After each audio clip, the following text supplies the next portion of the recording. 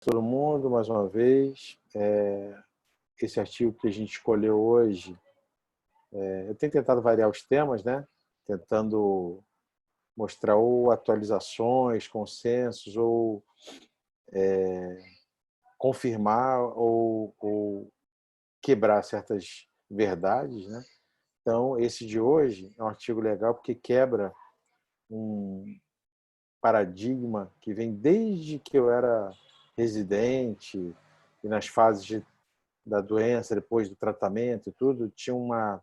Lana vai lembrar disso bem, tem um colega nosso, né, já super experiente aqui no Rio, que é o Hugo Soares Maia, que faz muita angiografia, e que tinha uma frase célebre, que ele falava sempre que a rap é tão ruim quanto a música. Que ele odiava rap, né? Então ele falava que ele adora jazz. Então ele sempre falava que o rap é tão ruim quanto a música, ou seja, responde mal, o paciente evolui mal. E essa frase ficou guardada durante muito tempo na minha cabeça, né? Quando eu vi um caso de rap, lembrava que o rap era ruim como a música. E isso já não é verdade. Então isso ficou enraizado e ainda está enraizado na cabeça de muita gente quando vai tratar. E não só aqui, né? O trabalho cita isso. A gente está falando de vários países do mundo. O trabalho é uma reunião de casos da Itália, da Austrália, de Singapura, da Suíça. Então, mesmo no mundo inteiro, esse conceito ainda é enraizado. E isso é um conceito da época que a gente tratava com PDT, laser e PDT, né? Depois do PDT. E realmente respondia muito mal. A minha tese de mestrado foi em PDT, a gente acompanhava os pacientes, eram os que evoluíam pior. Isso tem explicação, lógico, porque a verteporfina atua mais na parte neovascular, né, do complexo neovascular, e muitas vezes só na coroide. Então, como o neovaso começava na retina, quando chegava na parte coroidiana é porque a doença já estava muito avançada, a fase 3, né, do neovaso tipo 3, é do REP. Então, geralmente é mais grave e responde pior. Mas com os anti-VEGFs e com a melhora da imagem multimodal, você descobrir a lesão e caracterizar a lesão muito mais precoce, esse conceito de REP, ou neovaso tipo 3, que é o nome correto hoje em dia, a gente já discutiu no artigo de consenso outro dia, né, o nome mais correto, neovaso tipo 3. Então, essa doença responde bem ao anti-VEGF. E esse artigo, que é muito legal, e o senior author, que é o Mark Gillis, que é australiano, é um cara brilhante, produz muita informação em DMRI. Ele mesmo cita no artigo, né? Esse artigo é como eu falei outro dia, um post-hoc, né? Uma análise posterior de dados do FRB Study, que é o Fight Retinal Blindness, que ele capitaneou, multicêntrico, mas baseado, né, centro primário na Austrália, mas também em Singapura, Suíça, Itália e etc. E outros centros, agora não vou lembrar todos. Ele pegou a análise desse trabalho, que foi grande, que era uma análise meio de vida real de esquemas de tratamento em DMRI. O Mark Gillis é um dos autores principais também do FLUID, que é um estudo super importante, que é um dos primeiros, um do maior, que tolera hoje em dia mais fluido no OCT quando você vai retratar um paciente no esquema tanto PRN quanto Treat and Extend. Então, é um cara muito bom de publicação, um cara muito sério. Então, é o estudo do neovaso tipo 3, tratado com anti-VEGF, com os resultados de vida real em 2 anos. Esse artigo é do British Journal de Oftalmologia, que é ótimo, né? Fator de impacto alto. E ele começa falando sobre a REP. É uma doença peculiar porque ela se forma a partir de uma proliferação telangiectásica intrarretiniana que, em último estágio, faz uma anastomose com a coroide, propiciando a formação de uma neovascularização coroidiana. Mas a doença começa na retina. Isso foi uma briga antiga de Guess e Januzzi. Guess achava que era um neovaso coroidiano que anastomosava com a retina, e Januzzi, pelos achados já multimodais de imagem, o grupo dele achava que era um neovaso que começava na retina e invaginava para a coroide, e hoje em dia todos os trabalhos de imagem mostram que Januzzi estava certo. Então o conceito tanto que no consenso que a gente discutiu outro dia, o correto hoje em dia não é nem falar muito em neovascularização coroidiana. Como o RAP entra nisso, e não vem da coroide, a gente fala em neovascularização macular. A prevalência da RAP, e vocês veem aqui que é um fator interessante, né? O termo correto hoje em dia de consenso é o neovaso tipo 3, mas o RAP ficou tão enraizado que é como a gente fala gilete, não lâmina de barbear. O nome RAP nunca vai sumir. Sempre a gente vai falar como na classificação nova, né, estatisticamente, neovaso tipo 3, mas o nome RAP fica. Então, a prevalência da RAP dentro das degenerações exudativas neovasculares é em torno de 4 a 10 em asiáticos e 15 a 20 em caucasianos. Só um detalhe, isso é o inverso com polipóide, né? A gente sabe que polipóide pode chegar a 50% dos casos em DMRI neovascular em asiáticos e 10% em caucasianos, né, no resto do mundo. Então, eu não falo assim negros ou afro-americanos porque não tem estudos específicos para eles.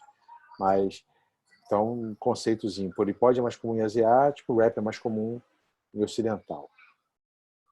Geralmente são mulheres mais velhas, a idade de degeneração da mácula, acima de 50 anos, geralmente pessoas mais velhas, 70, 80 anos. A doença bilateral, mesmo que é assimétrica, mas é difícil você ver RAP de um olho só, como polipóide a gente vê às vezes. O polipóide também costuma evoluir depois para bilateral, mas muitas vezes no primeiro evento é unilateral. E a RAP geralmente está associada às pseudodrúseas reticulares. Nome hoje em dia mais novo, depósito drusenoide subretiniano. A coroide é mais fina, e aí tem toda a relação, a gente já discutiu isso também. Paquicoroide, ou seja, coroide mais espessa, tem mais a ver com SHRIM, né, substância hiperrefletiva, lateral hiperrefletivo subretiniano, mais a ver com exudação grande, e depósito drusenoide subretiniano tem mais a ver com retina fina, ou seja, com evolução para atrofia. E você pode ter também descolamento do epitélio pigmentar. Tá? Então, a RAP tem várias tendências diferentes das outras formas de DMRI neovascular. A RAP se achava, aí vem o parágrafo que eu acabei de falar no começo, a RAP achava que tinha uma pior resposta ao tratamento e resultados funcionais piores do que o tipo 1 e tipo 2 de membranas neovasculares.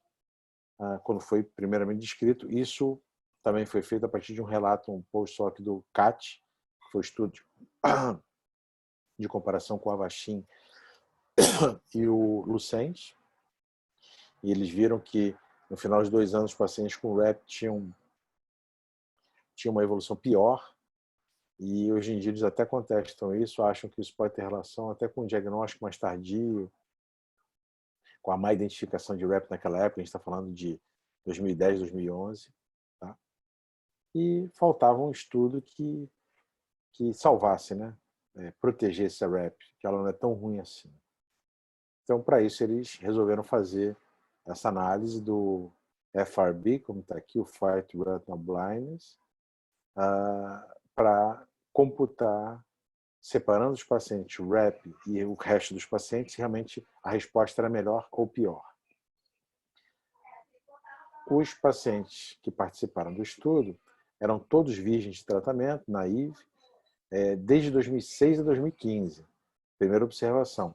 Isso vai, logicamente, daqui a pouco, o ideal é que tenha uma nova análise post-hoc ou um estudo randomizado, clinical trial, para provar isso, porque 2006 a 2015, 2006 já tinha Avastin, já tinha Lucent. O Eylea só vem em 2011, 2012. Isso vai ser mostrado depois aqui nessa tabela, que é aqui, ó, tratamento inicial 38%, Avastin 48% Lucent e 12% Eylea. Por quê? Porque não gostavam do Eylea? Era pior? Não, porque foi muito depois a introdução do Eylea. Ele cita isso aqui no texto. Só os olhos que recebiam pelo menos 3 injeções, ou seja, pelo menos, e ele não fala de loading dose, tá? Esse estudo é vida real, era a descrição do examinador. Podia ser um PRN, que fez a primeira, secou, esperou, 3 meses depois fez outra, não importa. No primeiro ano tinha que fazer pelo menos 3 injeções. É lógico que a grande maioria recebeu o loading dose que a gente faz hoje em dia para quase todos os tratamentos de 3 doses mensais iniciais. Mas qualquer um que tivesse recebido 3 injeções no primeiro ano era incluído. Os pacientes com polipóide foram excluídos do grupo controle. Por quê? é muito diferente a evolução de polipóide em relação à exudação grande, a coroide muito mais espessa, né? Basicamente a gente fala hoje em dia em coroide fina para RAP, coroide normal ou ligeiramente espessa em membrana tipo 1, tipo 2, né? As membranas clássicas, a clássica tipo 1 e a tipo 2 acima do epitélio pigmentado, e polipóide já é um outro espectro, né? Apesar de estar dentro do neovaso tipo aneurismático. Mas a evolução é diferente, tem que ser um capítulo à parte. O desfecho primário desse estudo era avaliar a acuidade visual final, se ela era maior do que 20/40, ou os desfechos secundários, o número de injeções e a proporção de visitas dos pacientes em 2 anos. A análise estatística foi feita a partir de vários testes de variável contínua e de comparação, né? E eu só subi umas coisas importantes, que sempre tem alguma coisa nova. Eu já falei aqui de teste de student, que é para variável controlada, teste Fischer, que é para a variável contínua, mas eles fizeram análise de sensibilidade que incluía se o olho era o primeiro ou o segundo a ser tratado. Por quê? Geralmente o segundo olho, a gente vê isso no dia a dia no consultório, o paciente, o segundo olho, geralmente é de melhor prognóstico, porque o paciente já teve problema no primeiro, ele começa a perceber, ou a gente acompanha mais de perto e percebe as alterações mais precoces. Então, eles levaram em conta isso estatisticamente também, que isso podia ter algum fator no desfecho. Então, dentro dos grupos, eles separaram os pacientes que fizeram os 2 olhos, é lógico, como primeiro e segundo olho, para ver se isso também não tinha influência como viés de confundimento na análise entre o RAP e o resto. Mais à frente ele vai mostrar um gráfico de Kaplan-Meier, na análise de sobrevivência de Kaplan-Meier. Alguém já tinha lido sobre isso, isso é super importante, a gente vê em vários artigos, é interessante entender. Alguém entende o que é isso? Ele mostra aqui. Ó. Isso aqui é um gráfico de Kaplan-Meier. Kaplan-Meier você sempre usa num artigo, quando você quer especificar como é a variação de indivíduos durante o tempo. Não é comparar a visão, isso você faz com o TED Student, por exemplo, a visão do paciente A com 1, 2, 3, 6, 12 meses. Não. Você quer ver, por exemplo, um desfecho final e como esses pacientes evoluíram, o grupo inteiro. Então, de 190 pacientes, você quer ver o proporcional de quantos melhoraram com 1 mês, 2 meses, 3 meses, 5 meses, 6 meses, 12 meses. Para isso serve o Kaplan-Meier. Você vai vendo que esse gráfico, por exemplo, aqui, eu não vou discutir agora, mostra, no geral, os pacientes com RAP, o grupo deles mais rapidamente chegava num percentual de inatividade de doença, 80%, quase 100%, iam chegando antes, é como se fosse um de cada vez, cada pontinho desse é um caso. Eles vão crescendo e o grupo de controle vai crescendo muito mais devagar, ou seja, como se aqui tivesse 5 pacientes, aqui mais 5, mais 1, mais 3, ele fosse alcançando um patamar de curva depois e menor do que o patamar de RAP. E para isso serve essa análise de sobrevivência de Kaplan-Meier. Tá? É um gráfico muito interessante, serve muito para ilustrar. É muito bem feito para esse artigo. Aqui na características de baseline, eu só marquei, acho que são importantes frisar, né? Os olhos de RAP, né? 20% deles eram segundo olho, contra 14% no controle. 83 anos era a idade média de RAP, contra 79, ou seja, um pouco maior. Esses fatores eram de significância estatística. Né? A Ilia eu só botei aqui frisando que veio depois, então, logicamente, um percentual menor. E o tamanho da lesão, isso a gente vê no dia a dia, RAP é sempre menor do que as outras membranas. Justamente porque começa dentro da retina e você tem uma entrada menor, né, por um orifício menor dentro do epitélio pigmentado, até isso começar a gerar uma lesão subretiniana, isso demora, ou seja, coroidiana no caso, desculpa, isso demora mais, então a lesão costuma ser menor. E por isso também a RAP, lá antigamente, quando a gente determinava se as membranas, quando a gente não sabia muito bem essas diferenciações, quando tratava com PDT, a gente fazia 2 análises, que ele até fala aqui um pouco, falando no parágrafo seguinte. 157 horas de 138 pacientes foram diagnosticados com RAP e o grupo controle tinha mais, porque logicamente é uma prevalência maior. Para fazer a comparação não dá para fazer igual. Geralmente quando você tem prevalência muito maior de um grupo em relação ao outro, você dobra a amostra. Dentro do grupo controle tinha 469 olhos, 303 tinham membrana oculta, sendo que desses 62 minimamente clássicos e 104 predominantemente clássicos. Esse é um conceito que hoje em dia quase ninguém fala. a gente usava muito mais na época do PDT, porque hoje em dia a injeção trata qualquer uma delas, né? Então é o tratamento padrão, você não precisa diferenciar se é minimamente ou predominantemente clássico. É, porque Mas era uma achada mais de angiografia, né? isso para ajudar no tratamento, lógico, no achado angiográfico, para auxiliar no tratamento do PDT, porque as membranas predominantemente clássicas ou clássicas eram as que respondiam melhor ao PDT. As membranas que foram feitas no estudo TAP. A do estudo VIP, que já eram as minimamente clássicas, que isso foi diferenciado depois, eram membranas já muito... respondiam muito mais, as membranas ocultas. E nisso também diferenciava o conceito de membrana de baixo fluxo e alto fluxo. Alto fluxo era hoje em dia o que a gente conhece como a polipóide, e algumas membranas maiores. As de baixo fluxo respondiam pior ao PDT. Entendeu? Quando você via, isso era um conceito de endocianina. Você via menos fluxo, menos pontos de hiperfluorescência da endocianina, baixo fluxo. Várias áreas de hiperpermeabilidade, de hiperfluorescência, alto fluxo. Então tudo isso influenciava no tratamento final. Depois disso, também os estudos que todo mundo conhece foram os pivotais para uso de anti-VEGF, para ranibizumab, o Marina e o Anchor, eles vêm daí também. O Marina foi feito com membranas minimamente clássicas e o Anchor com as clássicas. Então eles diferenciaram, só que nos dois casos o anti-VEGF foi muito melhor do que o PDT ou que o placebo. Nas minimamente clássicas eles nem compararam com o PDT, que não era aprovado. Então era um conceito que a gente precisava antigamente, hoje em dia quase não se usa, mas é importante saber. Eu não falei, né? Minimamente clássicas são as lesões onde você via o componente funcional da membrana, ou seja, a fluorescência da membrana, minimamente clássica, abaixo de 50% do total do tamanho, da extensão da membrana. Como é que você sabia isso? Você fazia endocianina, por exemplo, depois. Se você via, por exemplo, a lesão, a fluorescência, né? É que eu não tenho aqui uma ilustração, mas uma lesão grande, se o sangue ou um descolamento de epitélio pigmentado bloqueava mais de 50% da fluorescência da lesão, essa membrana era minimamente clássica.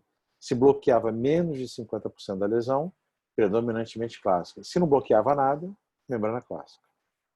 E quando não aparecia nada, era membrana oculta. Eram vazamentos, pequenos vazamentos de origem indeterminada. Era um dos tipos de membrana oculta. O sangue tomava tudo. Quanto às características demográficas, eu já falei na tabela. Quanto ao desfecho visual, no primeiro ano, a acuidade visual melhorou durante o primeiro ano, tanto nos pacientes com REP quanto nos controles. Mas essa melhora foi maior, significativamente, no grupo de REP, 7 letras, 7,3 letras, contra 4,1 letras no grupo controle. Isso se manteve nos 24 meses, ou seja, no final de 2 anos também. A acuidade visual final dos pacientes com REP era maior, 5,1 letras contra 2,5 letras. Esses podem imaginar, mas 2,5 letras é pouco, né, para anti-VEGF. Lembre-se que isso é um estudo vida real, tem muito paciente aí no meio que foi PRN. Então, com menor número de injeções, menor o ganho final, ao final de 2 anos. Isso que eu acabei de falar está explicado aqui nesse gráfico.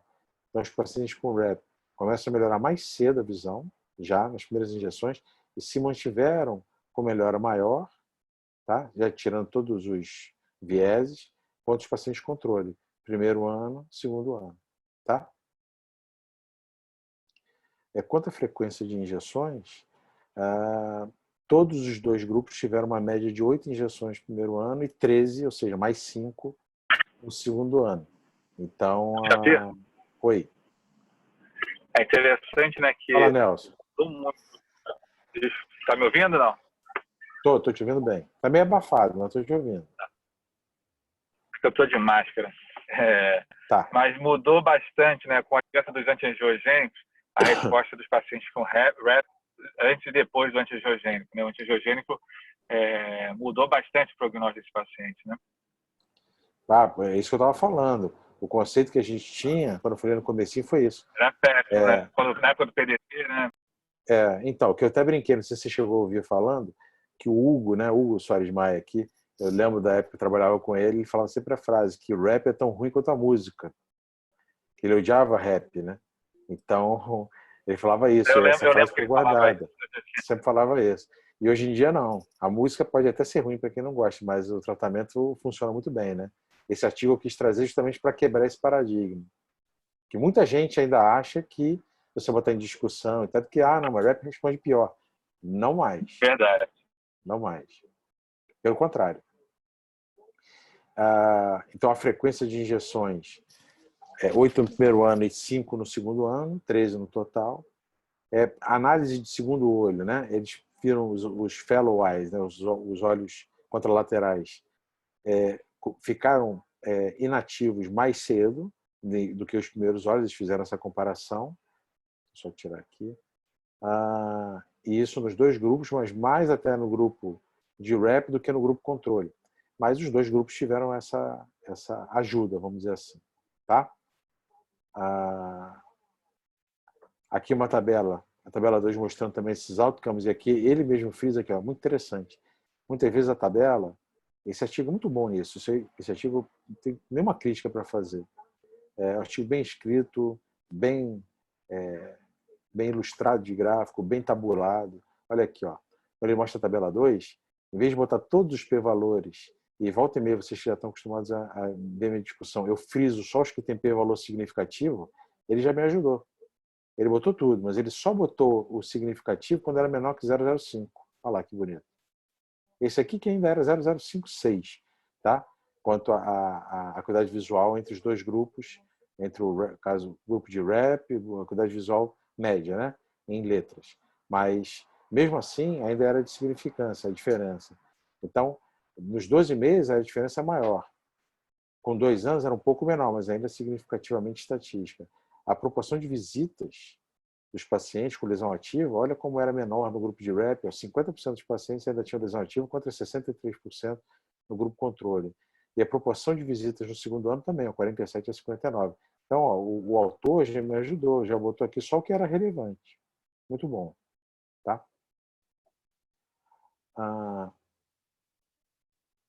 Então, a análise, né, dos dados basicamente era essa. Parar aqui um tempinho. Eu mostrei lá atrás essa curva, análise de sobrevivência, não, análise de tempo de Kaplan-Meier. Todo mundo entendeu o conceito? Entendeu essa curva? Como é que se faz? Sim. Beleza. Que é importante, é um tipo de gráfico que é super comum e tem a sua função de entrar no estudo. E ilustra bem como nesse caso. Tem estudos que a gente vai ver, se tiver mais à frente eu comento, acho que eu já li em algum momento de Kaplan-Meier numa progressão que não era para aquilo que ele é feito, entendeu? Então não ajuda em nada, até confunde. Porque esse é sempre com o total, não é? É o total e a entrada de todos os pacientes em seu determinado tempo. Então não é uma média. Não é uma média. É porque aí a curva mostra a tendência. Entendeu? É mais ou menos isso. É mais ou menos, mal comparando, é mais ou menos a curva do famoso Covid hoje em dia, de você ir botando ali o número de mortes por dia e vendo uma tendência de curva. Mais ou menos, mas não é Kaplan-Meier, não. Tá? Mas é você botar todos os pacientes que morreram naquele dia e jogar numa curva e depois desenhar a subida da curva. Mas no Kaplan-Meier você não tem o final, entendeu? Digo assim, o final, como se fosse uma curva de Gauss, como a gente vai ter no Covid, se Deus quiser, que é ter um platô e depois cair. Você tem essa curva sempre ascendente ou descendente de acordo com o resultado que você quer. Ela vai sempre sair de um ponto e vai subir ou vai descer de acordo com a análise que você está fazendo. Ela nunca vai voltar para o ponto inicial. Você entendeu? Bom, e aí vem a discussão. Quando a doença REP era primeiramente reconhecida como um tipo separado de membrana neovascular coroidiana, na era pré-VEGF, anti-VEGF, elas eram de resposta insatisfatória, como acabou de falar o Nelson também, e de prognóstico pior. Uma análise, né, não tão recente assim, mas uma análise do CAT mostrou que você tinha uma acuidade visual parecida entre o EP e outros tipos de membrana ao final de 2 anos. Isso é uma mais recente. A primeira análise lá do CAT, que englobava tudo, mostrava uma resposta pior ao REP. Depois eles enxugaram mais o resultado e viram que não era tão ruim assim. Mesmo assim, era parecido um pouquinho pior. E isso tinha viés de entrada de vários pacientes. Muitas vezes o paciente era diagnosticado lá na época do CAT como não tinha essa análise multimodal tão fabulosa que a gente tem hoje, eles demoravam mais a ser diagnosticados, tem isso. A acuidade visual melhorou rapidamente no grupo de REP, sempre mais rápido do que no grupo controle, quando começava o anti-VEGF. E foi maior tanto com 12 quanto com 24 meses, ou seja, 2 anos de acompanhamento, que foi o que o FRB foi feito, é um tempo bastante fidedigno para a gente acreditar no resultado. O tamanho da lesão, aí ele começa a tentar explicar. Isso eu já falei lá no começo, mas vou frisar mais agora. Por que isso se dá? Então, por que a REP então, agora virou boa? Porque ela sempre foi. A gente que não tinha o tratamento ideal. Ela é menor, tá vendo? O tamanho dela é significativamente menor. Isso mostra lá na tabela inicial. A extensão da lesão é bem menor na REP do que nas membranas de controle, seja tipo 1 ou tipo 2. Isso explica parcialmente a melhor recuperação visual desse paciente. Os olhos afetados por REP, eles geralmente viram sintomáticos primeiro. Por quê? Porque você já começa a ter lesão de retina interna e evoluindo para externa. Então isso já atrapalha, nem que seja um embaçamento leve na visão, antes de catastroficamente pegar a coroide. A DMRI neovascular sem ser REP, né, tipo 1 ou tipo 2, ela geralmente começa coroidiana quando ela implode a retina, o quadro é muito pior, o volume, o fluxo é muito maior, são as membranas de alto fluxo, como eu falei. Então você percebe antes as lesões de REP, principalmente por um dado aqui que ele fala e que vocês têm que sempre lembrar. Olha aqui, ó. Likely due to the intraretinal location of the lesion, which induces accumulation of intraretinal fluid early. O fluido intrarretiniano pode ter na membrana neovascular, por exemplo, tipo 2, na tipo 1 clássica, pode ter na polipóide, mas é muito mais comum na REP. Tanto que quando a gente vê um ACT, Lana, Nelson, quem tiver aí pode falar, quando a gente vê um ACT, pode ter líquido sub, mas você vê uns pontos hiperrefletivos intrarretinianos e vê líquido intra, a gente logo acende o alerta e fala, pô, temos que pesquisar se isso não é REP. Estou certo ou estou errado? Verdade. Né? Então, líquido intrarretiniano sempre ligar o alerta para REP.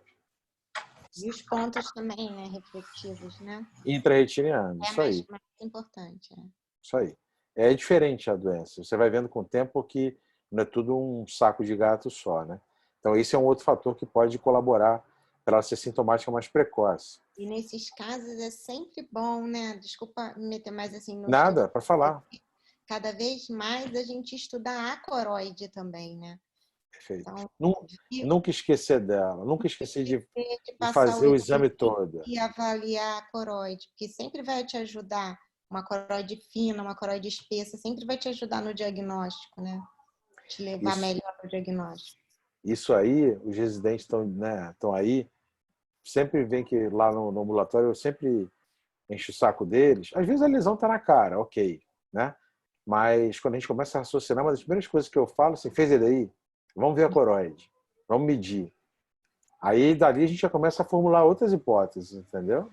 Então a coroide é fundamental hoje em dia. Sempre foi, né? Mas eu digo mais ainda, né? Hoje em dia a gente já conhece muito mais. Agora com a CT, né? A gente... E aí, frisando também, né? Quem tiver um aparelho que não seja FDI, né, que é o Full Depth Imaging, que é o Swept Source, que hoje em dia praticamente é só o Triton da Topcon, nos outros aparelhos tem que ligar lá o EDI. Porque no da Triton ele já faz o corte inteiro. Full Depth Imaging, que ele vê bem vítreo, retina e coroide num corte só. Agora, nos outros, você tem que ligar o EDI para fazer a análise boa da coroide. Tá? Tanto o Cirrus quanto o Heidelberg e os outros. As lesões de REP, geralmente elas precisam menos tempo para ficarem inativas depois do início do tratamento. Metade das lesões, depois de 3 meses de início de tratamento, já ficava, ou seja, imagina, num loading dose, 3 meses a lesão, quase 50% delas ficava inativa, 50% ou 60%, que é muito bom. Então, se você vê, por exemplo, com essas drogas que estão surgindo, o próprio Eylea, que hoje em dia você consegue fazer uma extensão de 3, 4 meses, isso está mostrando lá no Alter, e o Brolucizumab que vem daqui a pouco, se Deus quiser, e que mostra em 16 semanas também, 4 meses, imagina você poder fazer um loading dose e mandar o cara voltar em 4 meses para só fazer as doses de retratamento, se for um treatment extend. É muito bom para o paciente e bom para o médico também. Ele consegue controlar melhor sem precisar nem encarecer e nem prejudicar tanto, né? Sacrificar tanto o paciente. E a nossa agenda também, né? Independente de onde você trabalha. Então, eles se inativam mais rápido. Isso mostra nos gráficos que a gente viu, né? No gráfico lá do Kaplan-Meier, que eu mostrei. São lesões dentro da retina e são expostas. Como é que entra o anti-VEGF? A gente injeta na cavidade vítrea e ele penetra pela retina. Enquanto, teoricamente, quanto menor a molécula, mais ela entra. A gente já viu que isso hoje em dia é um pouco contestado, porque o Eylea, por exemplo, que é bem maior que o ranibizumab, tem uma ação ótima. Então, por quê? E a molécula é bem maior.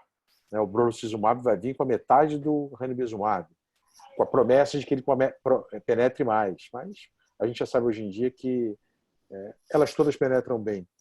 Então, mas elas passam pela retina primeiro. E se a lesão primária é na retina, você vai ter um loading da droga muito maior na lesão do que quando ela está só na coroide. É mais um fator para a REP responder melhor. Ele está enumerando aqui vários pensamentos que fazem todo sentido. Existe hoje em dia, né, um shift, uma mudança nos últimos anos do regime de tratamento. E os pacientes que foram colocados no FRB, no estudo, né, anterior, tinham tido tanto o Pro-Renata quanto o Treatment Extend. Muitos deles, durante o estudo, converteram de um regime para o outro, porque o FRB tem um dos braços do FRB é analisar o tipo de tratamento, de acompanhamento, comparando PRN com o Treatment Extend. E eles mostraram que o Treatment Extend era superior em resultado final. Então, muitos tratamentos foram de um lado para o outro. Então, esse é mais um fator. Será que fazendo Treatment Extend a gente vai ter um controle até melhor? Muitos dos pacientes que a gente viu nesse estudo que a gente está discutindo eram para a Renata também. Limitações do estudo, autocrítica. É um estudo que reflete a vida real, isso é ótimo, mas, logicamente, ele tem um viés de piores resultados finais do que nos estudos de controle fixo ou de Treatment Extend, que a gente está vendo hoje em dia. A seleção dos casos foi baseada em análise angiográfica, posterior não, a montante não, anterior retrospectiva, e isso dependia muito da experiência de cada clínico. Esse estudo não foi feito um protocolo fixo. Eu tratei PRN, a Elaine tratou Treat and Extend, o Nelson fez a primeira dose, secou, ele só fez a segunda depois que se voltou, não fez loading dose. Cada um fez de um jeito. Eles só juntaram aí quem era rep e quem era outras coisas sem ser rep e tirando polipoidal. Então, se você fizesse um protocolo que separasse os grupos e fazendo o mesmo regime de tratamento, é lógico que a evidência científica seria maior, né? Subiria para nível 1. Esse estudo aqui é o nível 2, que é uma análise de coorte histórica de um estudo que foi randomizado clinical trial, que teve várias vertentes. Então, é um subgrupo de um RCT já é nível 2. Dependendo da amostra dele, pode ser nível 3, quando é menor, é série de casos. Aqui são 460 casos de um grupo, 160 de outro, então é nível 2 de evidência. As membranas ocultas e clássicas podem ter uma resposta diferente ao tratamento. Ele está fazendo essa autocrítica porque no grupo controle você misturou tudo. E as membranas ocultas têm resposta pior, porque geralmente são mais graves, tem sangue associado. As clássicas respondem melhor. Então, será que ele devia ter separado em mais um subgrupo? REP, clássica e oculta? Mas é difícil, ele quis só dar uma ideia do resultado final, comparando a REP com o resto. Ele pode fazer novas comparações. Entretanto, nesse estudo, todos esses tipos foram incluídos como um grupo controle porque a comparação não era entre subtipos, era com REP. Então, é uma autocrítica, mas que tem fundamento. O que eu quero resumir? Aqui a última coisa, ele fala que a Aflibercept foi muito menor, menos disponível, porque, logicamente, como eu falei, 2011, 2012 que veio a Eylea, o estudo começou em 2006. Então, teve um grupo menor com a Aflibercept. Talvez isso pudesse ter até uma influência também de melhor resposta, que a gente vê muito isso com a Aflibercept para lesões, principalmente no grupo controle. Nem tanto para REP, mas para o grupo controle. Para membranas ocultas, por exemplo, pede grande, hemorragia, a gente vê que tem uma tendência a várias séries de casos que mostram, e alguns trabalhos maiores também, nenhum RCT, mas o Aflibercept tem uma ação muito boa nos PEDs grandes. O brolucizumab, nos estudos pivotais dele, o Rock e o Harrier, mostrou uma ação muito boa também em pé de grande. Talvez comece uma briga melhor aí. Ranibizumab contra o aflibercept ganha, mas talvez o brolucizumab brigue em iguais condições. Vamos ver mais à frente. Antes de falar o parágrafo final, que eu também vou elogiar, até agora vocês veem que o estudo ele se explica bem, ele se tabela bem, ele coloca gráficos bons que explicam bem o que ele fala, e ele próprio faz uma autocrítica muito boa. Então, isso é um estudo legal. Isso é um estudo muito bom. E olha só a conclusão. Quem não quiser ler, aquilo que eu brinco, né? Quem não teve tempo, não teve saco, não deu tempo de assistir o Japi lá no YouTube, beleza. Olha o último parágrafo dele. Para concluir, RAP responde bem ao anti-VEGF. Ponto. A acuidade visual melhora rapidamente depois de começar o tratamento e permanece alta até 2 anos. Ponto. A acuidade visual foi melhor nos grupos. Você tem a acuidade visual melhor no grupo de RAP do que no grupo de não RAP, comparando com as membranas outras. Perfeito. Ela fica inativa mais cedo. Ela é menos ativa, na média, no final de 2 anos.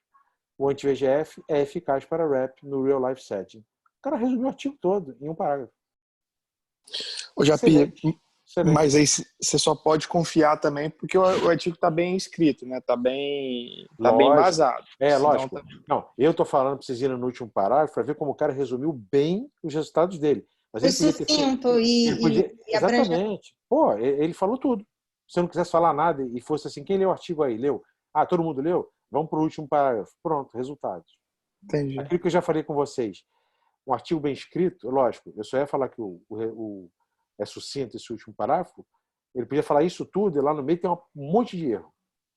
Ele ia ser sucinto, mas ia estar errado. Mas como foi todo bem escrito, eu vou marcar lá uma estrelinha nesse artigo, que se eu quiser reler, eu posso ir só nas tabelas, gráficos e no último parágrafo, para relembrar o resultado dele. Ponto. Eu ganho tempo. Aquilo que eu sempre falo para vocês, aprender. Eu não leio artigo. Se vocês me perguntarem, você lê o artigo letra por letra? Não, é aquilo que a gente brinca de leitura dinâmica. Existe. Eu vou lendo, vou batendo em pontos e paro. Sublinho. Paro, sublinho. E vou passando algumas coisas que eu já sei, o que já não acrescentam muito, ou que não me interessam muito para aquele quesito, ou uma explicação que eu já conheço. E vai passando. Você vai ganhando rapidez, senão você não consegue ler artigo. Não dá para ler tudo. Para você ganhar rapidez de leitura, tem que ser mais dinâmico. Para ser mais dinâmico, tem que ler mais. E tem que saber criticar mais o que você está lendo. Entendeu?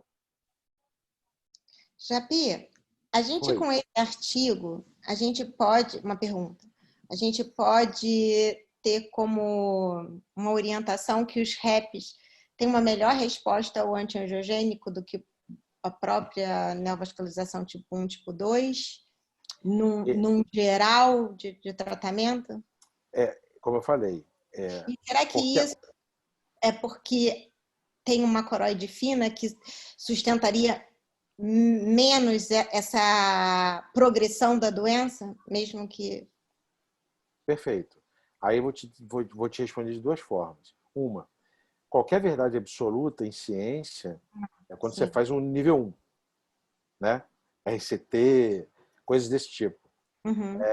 Mas é lógico, o mundo não existe só... A gente não existe, nossos tratamentos, nossas rotinas não são só por estudo nível 1 de evidência, né? Não dá para fazer sempre.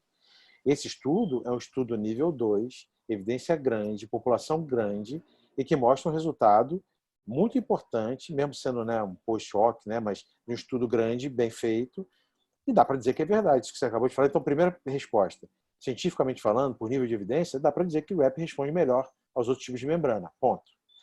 Aí, independente da escolha do protocolo que você vai seguir. Independente. Né? Foi o que ele fez aqui. Independente do protocolo que ele usou, a resposta foi melhor. Foi mais precoce, membranas menos tempo ativas e com melhor resposta visual. Aí, nas elucubrações de porquê, certamente, eu acho que de todas que ele fez aqui, a mais importante é a nutrição. Aí volto a falar. Lembra aquele conceito que a gente falou lá atrás de alto fluxo e baixo fluxo? Para PDT, o PDT era melhor para alto fluxo, porque fazia fototrombose de coroide. Mas para uma doença, para anti-VEGF, o melhor é que tenha baixo fluxo. que você consegue controlar mais durante mais tempo a doença. É menos doença. Tá? Então, é interessante que a coroide seja mais fina. Agora, a coroide fina sempre tem aquele alerta de será que vai evoluir para atrofia? Sim, tem que ficar de olho. Uma rep maltratada, ou um cara que está respondendo mal, tem sempre os que respondem mal, esse está mais ferrado. Porque na polipós, nas outras de paracoroidopatia, você vai levando mal bem, a coroide mantém ali o EPR e a retina externa. Agora, uma rep que responde mal respondedor, porque chegou tarde, tratou errado, ou porque é mal respondedor mesmo, quando começar a atrofiar a coriocapilar, e aí esse cara vai para o espaço, vai para a seca e aí não tem o que fazer. Então tem os dois lados da moeda, mas o fato de ter uma coroide mais fina e menos fluxo é bom. Favorece a rep. Concordo plenamente. Interessante. Interessante, né? Então, é isso. Quando você discute, nesse artigo é muito legal porque ele discute essa fisiopatologia. Faz e aí, a gente pensar, né? Exatamente. Se todo mundo entendeu o que você acabou de falar, você entendeu no final de tudo exatamente o que ele quis dizer, pô, o teu raciocínio dentro... O próximo paciente que você pegar na frente, você vai ter um mecanismo de raciocínio muito mais apurado. Nós todos, né? Japi, Fala. quando compara ali o ganho visual com 24 meses dos pacientes de REP com grupo controle, tem uma diferença, deixa eu ver aqui, ele bota como se fosse o ganho de 5,1 linhas nos pacientes de REP e 2,5 no grupo controle. Só que quando bota o intervalo, eles têm uma interseção entre os dois grupos, entre o grupo controle... Deixa eu botar só aqui, ó. É aqui, ó. É na outra página. É aqui, ó. Só tirar aqui da frente. Isso aí. Aqui, não, você está falando do segundo olho, não? Não, do primeiro, quando de 5,1. Né? Não, no de 24 meses. 24 tá, aqui, ó. Tá sublinhado aí mesmo. Sim, sim. Ah, sim, tá. Tem uma interseção do 2,8 a 7,3 e do 1 a 4. Isso, exatamente. Aí eu posso considerar estatisticamente significativo? Pode, você vê que o p-valor é 0,056. Se você for raiz, você vai falar que esse p-valor não é significativo. Entendi. E tem que ser menor que 0,05. Mas é quase isso. O que você pode tirar desse resultado aqui? Ó? Praticamente, ou seja, com 0,006 de p-valor, você não pode dizer que a diferença de visão em 2 anos é realmente maior no grupo de REP para o grupo controle. Tanto que tem uma interseção. Tem pacientes no grupo de REP que melhoraram só 2 letras, que poderiam entrar como se fosse o resultado do grupo controle. Mas essa interseção não invalida. Na pior das hipóteses, você poderia dizer que o grupo controle, ou melhor, que o grupo de REP, que é o que você está estudando, o tratamento nele é não inferior ao grupo controle. Ou seja, ele não perde de jeito nenhum. Entendeu? Sim. Beleza. Das duas formas, você está dizendo que ele é razoável. Sim, sim. Entendeu?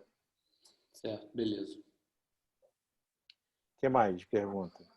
Hoje o pessoal está quieto, ninguém mandou pergunta no chat. Ou todo mundo entendeu tudo, ou todo mundo já sabia tudo, pô.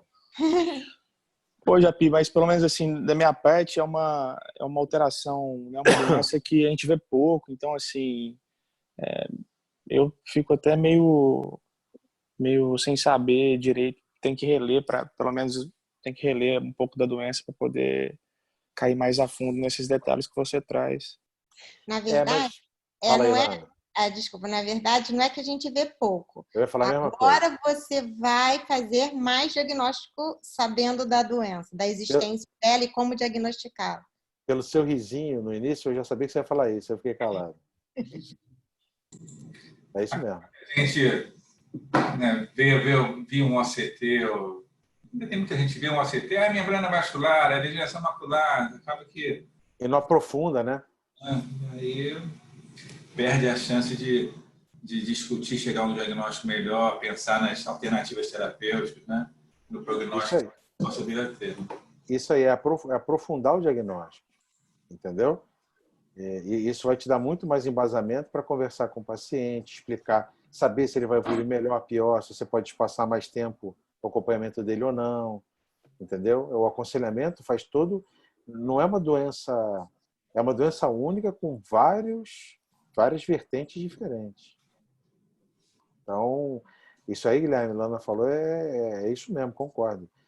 Tudo bem, ela não é tão comum, a gente acabou de ver. Dentre as DMRIs, 15 a 20% nos ocidentais é rap. Então, 80% é o resto. Então, você vai ver mais do resto. Mas o que eu vejo por isso que eu quis trazer esse artigo também, tem mais um motivo, eu vejo o pessoal mais ligado, ao mais vamos dizer assim, ávido para fazer diagnóstico de polipóide, virou mais comum do que rap. E polipóide não é tão mais comum, não. Polipóide é isso aí também, é 15, 20%. É 50% lá na Ásia. Ou no bairro da Liberdade, lá em São Paulo. É asiático. E o desfecho é pior, né? Então, assim, seria muito mais legal a rap. Se você for pensar em tratamento ideal, começar rápido e tudo. Então, eu acho que o pessoal dá mais bola para polipóide. Os OCTs são mais bonitos, quadros mais agudos. E, às vezes, perde um pouquinho a rap. Eu acho que é mais isso. Mas não é tão raro quanto você acha. Do rap, mais percentual da polipóide, chega quase a metade de tudo que a gente vê. Isso aí. Excelente, então, Japi. Pelo menos aqui no chat não tem nenhuma pergunta. Não tô vendo nada aqui, tá tudo tranquilo. Beleza, que bom. Pessoal, só para lembrar, Fala,